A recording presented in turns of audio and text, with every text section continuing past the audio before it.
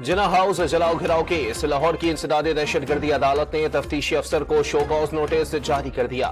JIT के रुकन को 1 बजे तलब कर लिया। साबिक विफाकी वजीर असद उमर की लाहौर की अदालत में तबीयत बिगड़ गई। पंजाब इंस्टीट्यूट ऑफ कार्डियोलॉजी में टेस्ट कर लिए गए, ब्लड प्रेशर कम हो गया था, ECG सही आई। कौमी असम्बली का इजलास कुछ देर बाद होगा। पासपोर्ट के इजरा में ताखीर, IPPs मुआहदे और इलेक्शन तरमीमी एक्ट की मंजूरी एजेंडे में शामिल।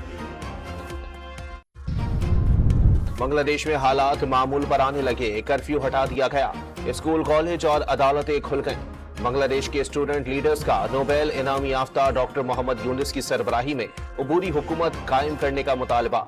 बांग्लादेशी आर्मी चीफ आज तलबा और असातिज़ा से मुलाकातें करेंगे। ढाका में मुजाहिरीन ने चीफ जस्टिस के घर का सामान लूट लिया। वजीर आजम हाउस में जाकर लेट गए, कमरों से कीमती सामान की लूटमार। शेख मुजीब के मुजस्मे तोड़ दिए गए, बड़ा मुजस्मा रस्सियों से खींचकर गिरा दिया गया।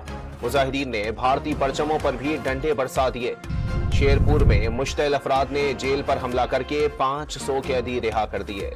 अमेरिका का बांग्लादेशी अवाम के साथ खड़ा होने का ऐलान, अबूरी हुकूमत के कयाम के ऐलान का खैर मकदम। फरीकैन से तशद्दुद से बाज आने और पुरअमन रहने की अपील। इक्तदार की मुंतकली बांग्लादेश के आइन के मुताबिक होनी चाहिए। तर्जुमान अमरीकी महकमा खारजा मैथ्यू मिलर की प्रेस ब्रीफिंग।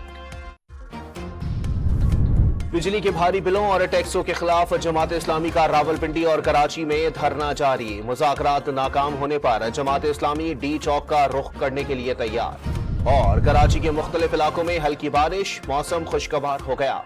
महकमा मौसमियात की आज भी बारिश की पेशगोई।